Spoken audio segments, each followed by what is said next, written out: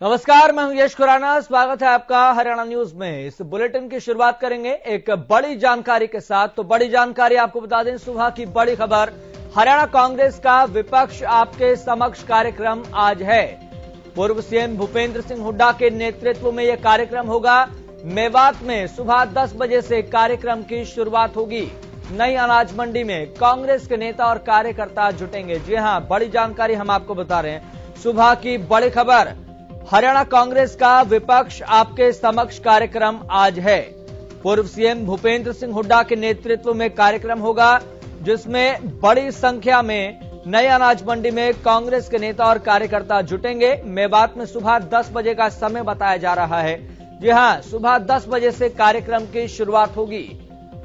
और इस विपक्ष आपके समक्ष कार्यक्रम पर हरियाणा न्यूज की भी नजर बनी हुई है।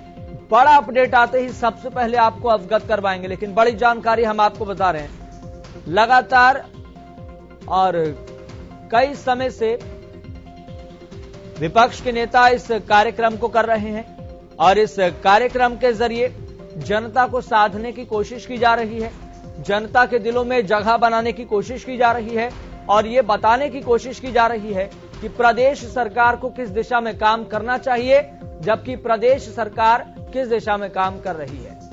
हालांकि अब जब भी पत्रकारों से पूर्व सीएम भूपेंद्र सिंह हुड्डा मुखातिब होते हैं, हाल ही में भी पूर्व सीएम भूपेंद्र सिंह हुड्डा ने प्रदेश की सरकार को सबसे विफल सरकार करार दिया था।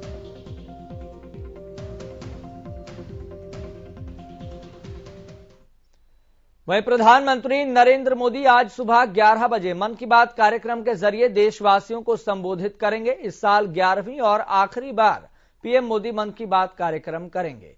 पीएम मोदी ने एक ट्वीट में बताया। इसकी जानकारी देते हुए लोगों से मन की बात कार्यक्रम में सुझाव देने की अपील भी की थी।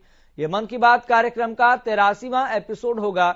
इस दौरान प्रधानमंत्री नरेंद्र मोदी कृषि कानूनों को लेकर बात कर सकते हैं। इसके अलावा कोरोना के नए वेरिएंट ओमिक्रॉन, जलवायु परिवर्तन, वायु प्रदूषण और रोजगार समेत कई मुद्दों पर प्रधानमंत्री नरेंद्र मोदी देशवासियों को संबोधित कर सकते हैं।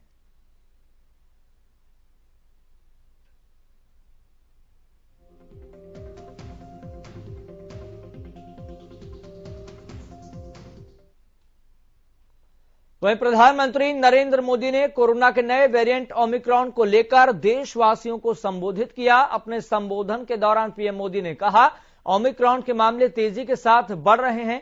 ऐसे हालात में हमें सावधान रहने की जरूरत है।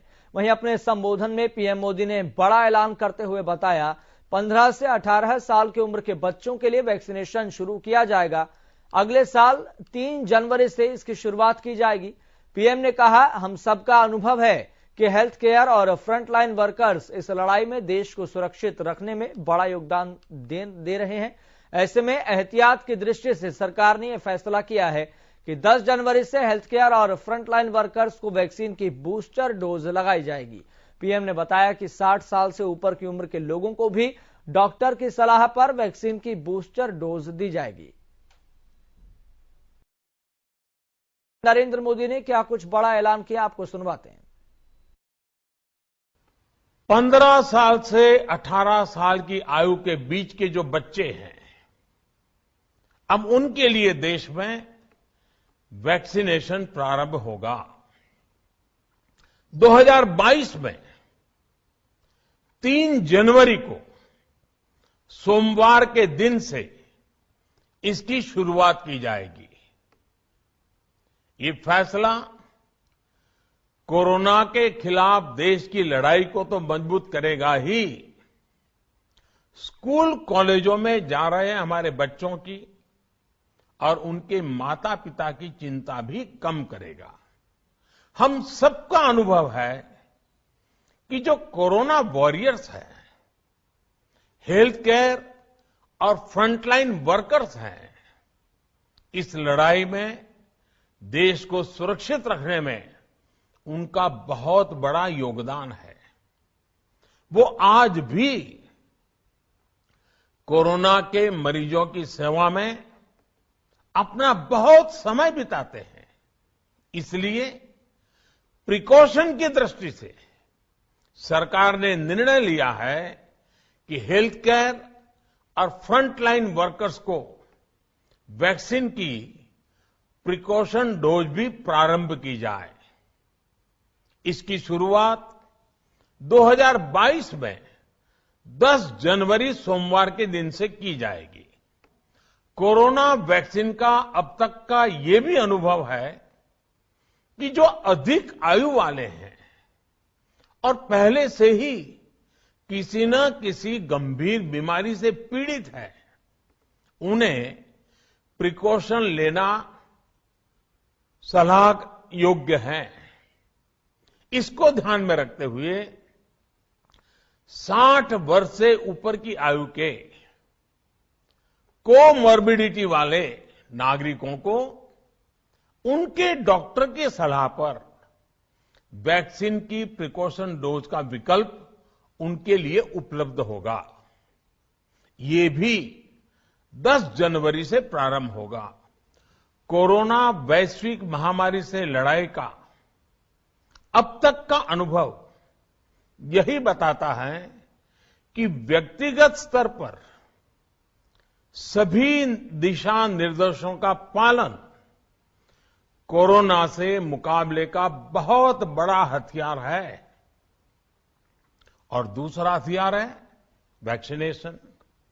हमारे देश ने भी इस बीमारी की गंभीरता को समझते हुए बहुत पहले वैक्सीन निर्माण पर मिशन मोड में काम करना शुरू कर दिया था।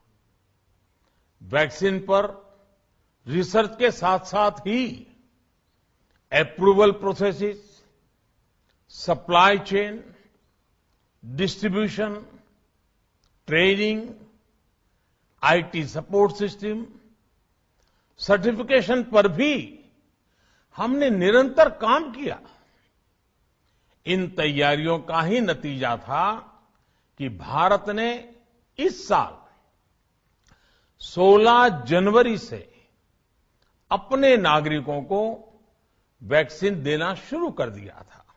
ये देश के सभी नागरिकों का सामूहिक प्रयास और सामूहिक इच्छा शक्ति है कि आज भारत 141 करोड़ वैक्सीन डोज के अभूतपूर्व और बहुत मुश्किल लक्ष्य को पार कर चुका है। आज भारत की वयस्क जनसंख्या में से 61% से ज्यादा जनसंख्या को वैक्सीन की दोनों डोज लग चुकी है। इसी तरह वयस्क जनसंख्या में से लगभग 90% लोगों को वैक्सीन की एक डोज लगाई जा चुकी है।